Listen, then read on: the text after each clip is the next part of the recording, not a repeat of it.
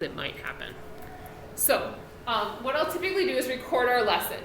I don't believe in Google Meets for math because it's real time. So like if you're stuck on something, you can't really pause the Google Meet and say like, oh, I mean, I just can't have people like kind of interjecting during a math lesson when we're going to be stopping anyway for students in here. So recording, in my opinion, works a little bit better. And then if you're ever at home online, you'd go online and look at these videos when class is over, and you watch the videos. And then if you have questions, we can schedule a Google Meet. So we can meet one-on-one and kind of answer your questions. So I'll record the notes in here, upload them, and then there'll be a math, like a homework assignment that goes along with that. And so hopefully that'll work for you guys. Typically there's probably 2 videos. I usually break the class into 2 parts. I try to do notes and then give you guys some sort of break because obviously these are long classes, and then we'll do the second half. So if you're ever at home and have to be virtual, or if you're just absent, you'll go online and there'll be a YouTube video of our lesson. So just a heads up on that, that's typically how I do it. And since you guys are the first class of the day, I record your class, and then the lesson will be online. Usually by like around 9 o'clock, I try to wrap things up in here so you guys have time for homework. So I try to give you guys homework time every day. I really ask you guys try to use it in here. So like when we have that time, then you have to take math homework home and you can get help while you guys are here. So, and all these videos will always go onto Schoology. So those of you guys at home, sorry you're not live, but I'll be talking to them sometimes as well. So. I actually think I might just get us going on math right away, like just start thinking about that. I know we'll have a break about part of the way through that you guys can get up and move around and talk to each other. And these won't be our permanent seats just because I'm not sure, like I said, I think there's a few people going virtual that I didn't know about, so I might rearrange our desks and stuff, our seats. I also might give you guys kind of preference on where you guys can sit, because if I'm sitting by Trista in class, I probably, if I spend time with her outside of class too, she's already in my circle. So I'm going to try and give you guys the ability to sit by someone you want to sit by, but at the same time with a little bit of restrictions, just that you know that we're still learning while we're in here and I'm not just like talking the whole time with her. So that's my seating chart thing, but I'll always have one in here because of our contact tracing. So let me give you guys notes to start off with. So what you're going to get from me every day is like a note sheet. So you guys will get a sheet that has basically the notes kind of written out for you. And it's always 3-hole punch, so it'd be really good to get a math binder, so like the 3-hole punch binders. And you'll kind of fill this in with me as we go. And it'll always have the homework assignment listed, which sometimes I alter depending on what we all get through. But you'll get this every day, and this is something you'd want to hang on to, because you all just went through final exams, and at the end of the year, you have to remember everything we learned from, January when it's May. So you'll want to hang on to this. So these are your notes for every day. We'll get these. If you're ever at home, I'll always upload these for you. So those of you guys at home, there's a copy of this online. Now, if you don't have a printer at home, you can always just do it on loose leaf. So you don't have to do it on these sheets, but a lot of my students tend to end up liking these because they're kind of nice to fill in and kind of have problems written out for you. So let me get those to you guys.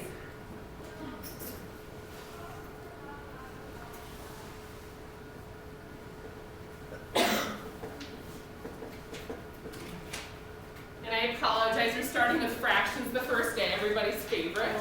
I know, you're like, I've been missing fractions in my life, and I'm like, here they are. So, sorry.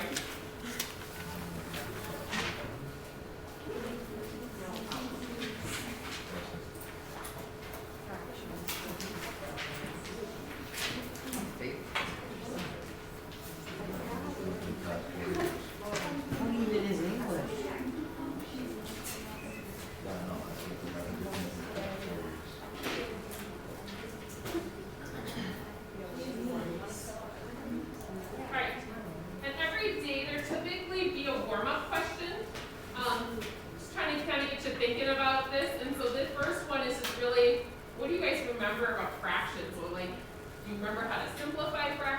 you know how to, so like just thinking about those, not really a question there.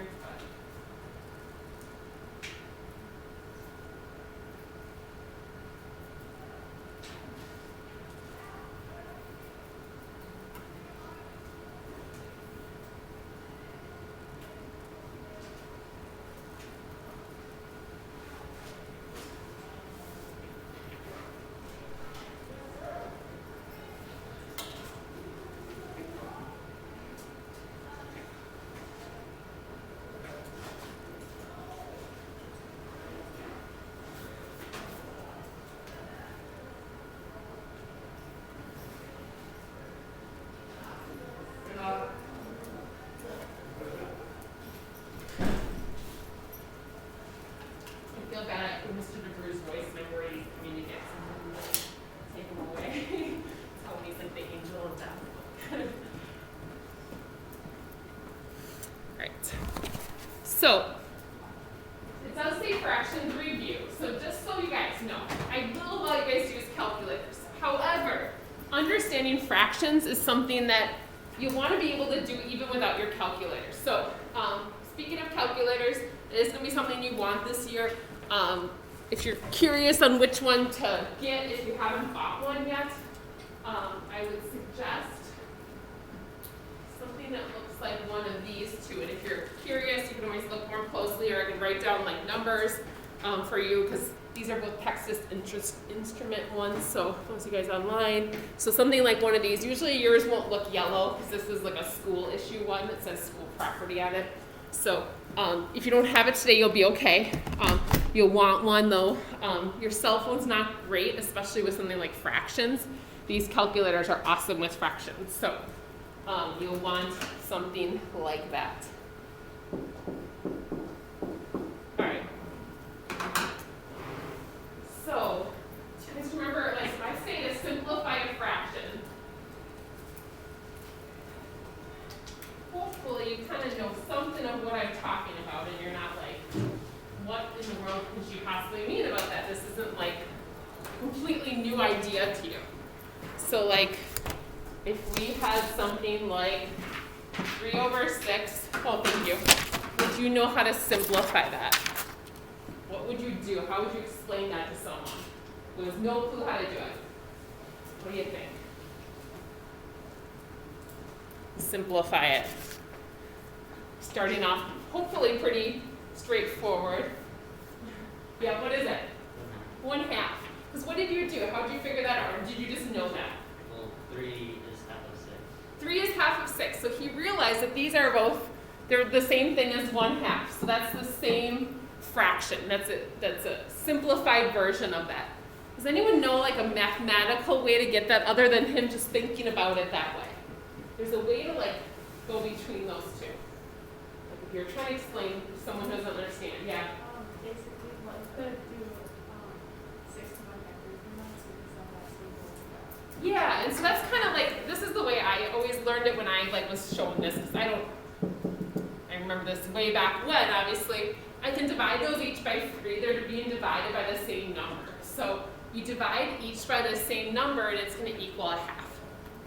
And you might be like, holy cow, I'm in the wrong class. This is way easy for me, or this is super difficult. It's just trying to get everybody on the same page right now. So hopefully this is not something that is too overwhelming, but at the same time, it's basic. I promise that we'll do other things too. So that's considered a simplified fraction. All right, the next one is one that you might not know what I'm talking about. The next one is an equivalent fraction. So I say, let's give us 1/4. What would be an equivalent fraction to 1/4? Another way to write that. Does anyone have another way to write it? What do you think? 2/8. 2/8. So this is the same thing as 2/8. Does anyone have another one? Yeah. 4/16. These are all the same fractions. Now we could keep doing this for, forever. Like we could keep finding equivalent fractions. And so this is the same thing as if I'm talking about pizza and I ate 2 out of 8 slices of a pizza and someone that said you ate a 4th. It's the same thing. It's equivalent. They're the same exact thing. This is just the opposite of what we just did up here. So rather than dividing, we can multiply each of these by 2. We can multiply them by the same value. So that's how we got that next one. So those are some things we're going to work at or we're going to use today, and especially with fractions, knowing how to do those two are really, really important, especially when we're adding and subtracting. The next one we're talking about here is mixed to improper. So let me start like this. I will tell you guys, we don't like leaving things as mixed numbers. It's considered a mixed number in algebra. Now, if you're doing a recipe at home, like if you're trying to bake something and you need that many cups of flour, obviously that's going to be helpful. But in math, we really prefer it as an improper fraction. So we prefer it as just a single fraction, and they call it improper because usually the top number is bigger than the bottom. And you're going to remember how to switch that over. Like I said, you probably learned it at some point, right? So you take 5 times 4. Yeah, and you get 20, right? And then what do you do? Then I added 3. Yep, so you multiply here and add. So 5 times 4 is 20 plus 3. So that's going to be 23. And then what do I put it over? 4. So 5 3/4 becomes 23/4. So in algebra, we prefer this version over that. It's just easier to work with as we're doing different, so you don't ever have to feel like you have to switch something back. So this is just kind of, just trying to kind of lay out our ground rules here for what we're working with. And if you're curious on how he figured that out, if I have 5 again, whole pieces of whatever, and then I have 3/4, that's like here, I can break these into fourths. And so that's where the 20 comes from, because there's 20 of them, and then there's those 3 little extra slices. So all of these do have kind of real life ideas, but a lot of you guys have learned rules and tricks to figure it out. So my next question about fractions is probably the most important one, and my Algebra 2 students actually were just working with this a couple of weeks ago, and I kind of forget this from time to time. When do you need common denominators? When do you need common denominators? There's some types of problems that need common denominators and other ones it doesn't matter. I want to know when you need common denominators with fractions. And maybe I'll give you guys a couple of options. So if I have 1/2 plus 1/4 versus 1/2 times 1/4. So that's my question. Do I need it on either of them, or do I need it on both? Does anyone know? It's okay if you don't. Like I said, my Algebra 2 students did this, but they do it with variables instead of whole numbers, and they forgot to. They were arguing with me about this. I don't know. Does anyone know how to put those in their calculator? If you have a calculator handy, you can see if your calculator will help you. I don't know. Maybe it will, maybe it won't. Now I realize maybe it won't. What do you guys think? When do you need common denominators? See if your calculator kind of helps you to decide. One of them you need them and one of them you don't. Does anyone know? It's 50-50 when you add, yeah. So when you add fractions or subtract, so for adding and subtracting, we need common denominators.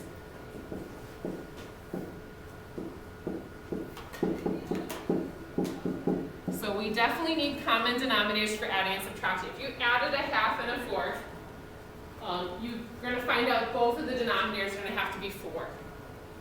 Whereas when you're multiplying, we don't need common denominators. You multiply this is just 1/8. So no denominators needed. So you don't need the common denominators.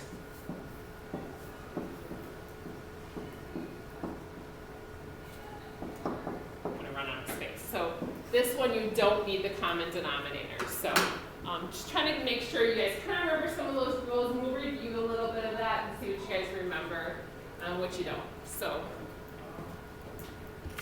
So obviously fractions are not everyone's favorite. So So I'm gathering that based off of maybe just even that question alone, but that's okay. I kind of knew that going into this. I've taught many years and know that it's not everybody's favorite. I mean, you didn't all choose to, only study math in high school. Like you probably prefer to study all the other things as well. So we're going to be working on adding and subtracting today. We're going to be adding and subtracting fractions and adding and subtracting just positives and negatives. And I'm okay with using a calculator, but at the same time, I do want you guys to think about how it works without it. Because when we get more complicated, you might not always be able to use a calculator. Like I said, like my Algebra 2 students can't use a calculator because instead of having 2 and 4, there's going to be variables. So it kind of adds that extra toughness to this or difficulty. So, and like I said, typically what I'll do is we'll do about a half a section of notes and then take a break. Like we'll get up and do something different, we'll move around, we'll do something to kind of just give you a break from just me talking and you guys writing. So, and those will change every day what we do. When it's nice outside, we can probably go outside, but they're not quite there. We have quite the winter to come still. So adding and subtracting fractions. So the big thing to know is we need a common denominator.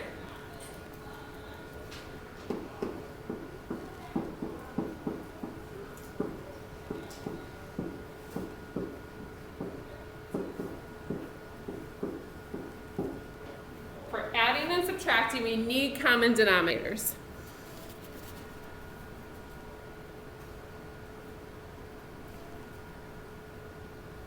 So for all of these, we're going to have to get the denominators to be the same.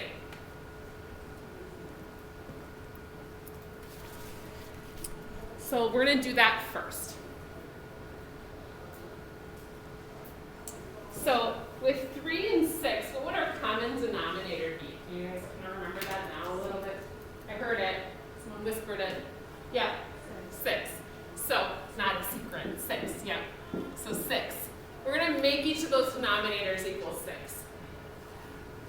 And so in our warm-up question, why I was talking about equivalent fractions is because we're going to find the equivalent fraction of 2/3 that involves the 6.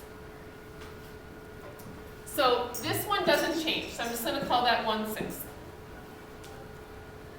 But I want to make 2/3 into something over 6 using that idea of those equivalent fractions where I'm splitting it up into more pieces. So what is it going to become? Yeah, 4, 6. Yep. You're wondering why? It's that multiply idea. I can multiply these each by 2. So 2 times 2 is 4. Now if you're wondering how we got the 6, and you're afraid to ask because someone just said that and you're like, oh, I don't know why they said 6. It's because we want to know what both of these numbers can become. So 3 and 6 can both become a 6 by multiplication. We don't want to go smaller because then we can end up with fractions within our fractions, which sounds like a nightmare. And it is. So let's not do that. So we don't want to make it smaller. We want to either make them same size or bigger. Now once we're here, what do we do with the numbers? I'm doing 4, 6 minus 1, 6. So what would we do? We subtract. Very good. Yeah, well, how do we subtract them? 4 minus 1. Yep. 6 stays the same. 6 stays the same. So you don't do 6 minus 6. You just make it just a 6. So you subtract, or you add or subtract the tops.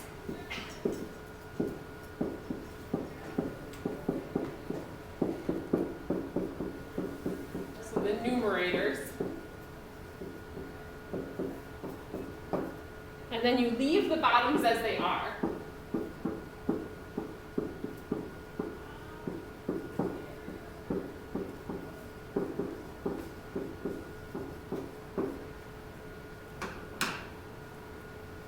I'm going to give you guys a second to look at example 2. Just think about what you think maybe it could be. Oh, I'm not done with this yet. Why am I not done? Why is this not quite finished?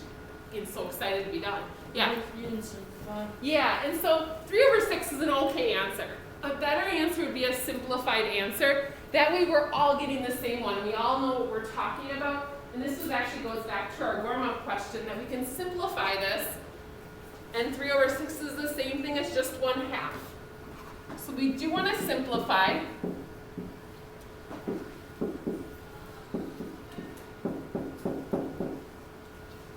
Now if you forget to simplify just because, you know, you get all, like I was, I just got excited to move on to the next question. If you forget to simplify, it's not a huge deal. It's just, we're kind of all speaking the same language then there. Like we all talk about that same fraction in the same way. So I'm going to give you guys a second to think about example 2 or even work through example 2 and see if you guys can figure out what the common denominator is. This one's a little bit tougher than our last one.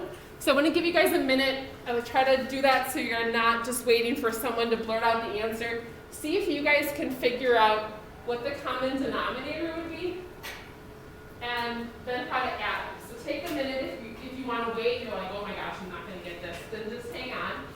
But we will just give you a minute to try and see what you remember and what you don't.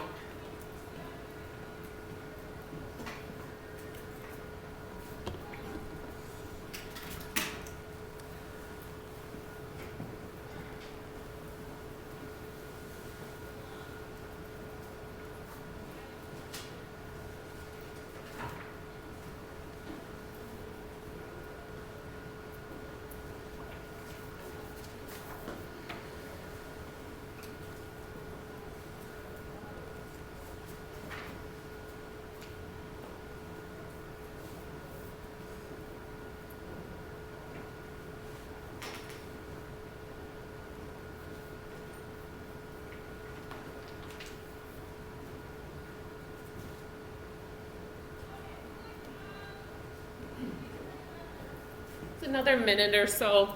Again, if you're waiting for us, that's perfectly fine.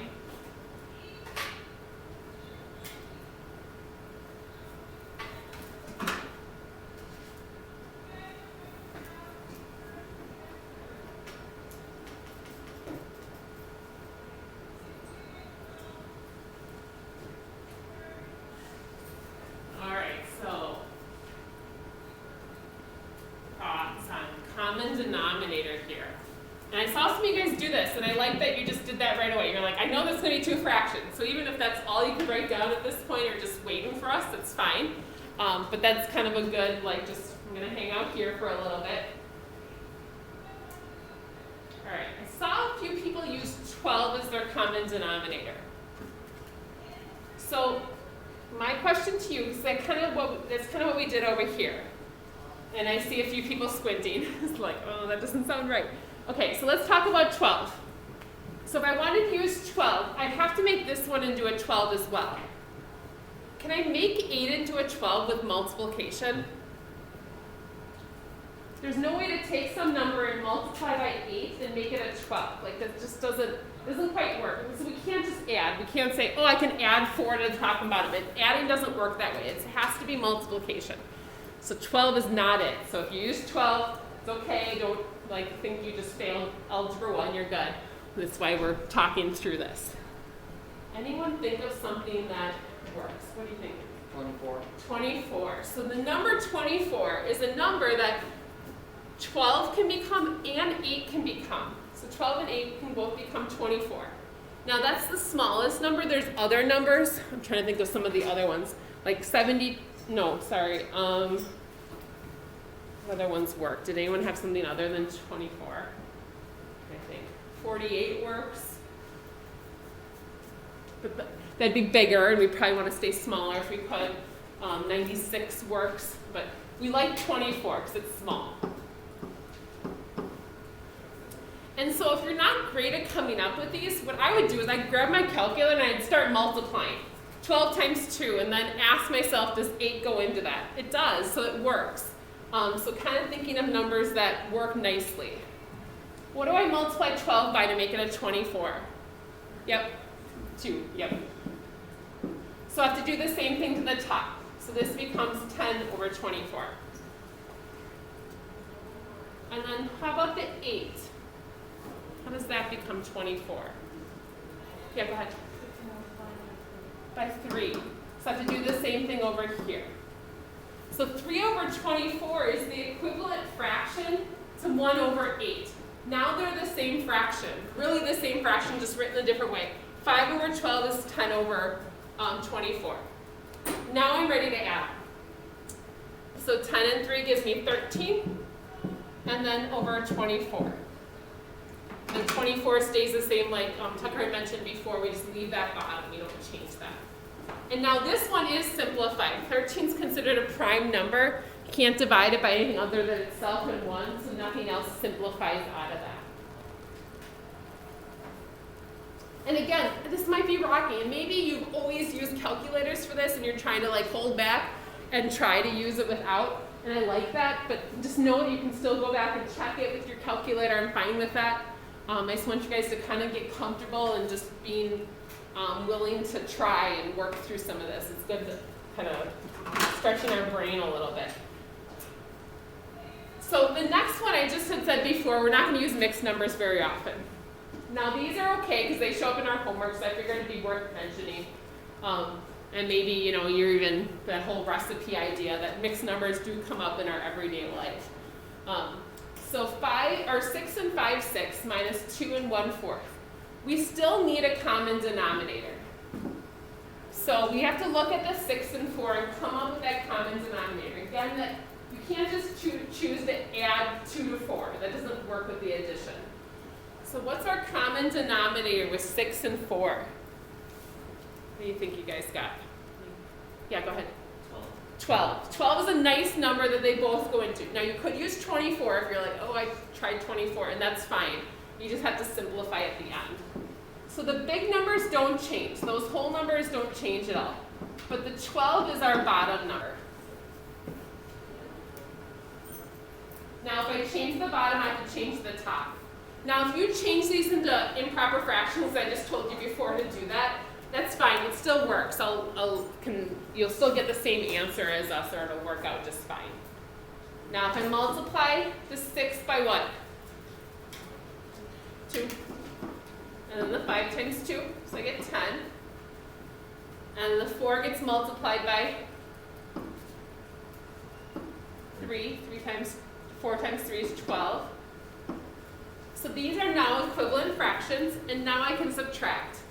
And with mixed numbers, we subtract those whole numbers. So 6 minus 2 is 4. 10 minus 3 is 7. And so then this is our final answer. If you wrote it as an improper fraction, it would have been 48 plus 7, so 55, I believe, over 12, and that's the same thing. So I'm fine with either one. If you've used a bigger denominator, you just have to simplify it again. Okay, so we are actually going to pause here on notes. So this is going to be, so don't put your notes completely away because we'll come back to them.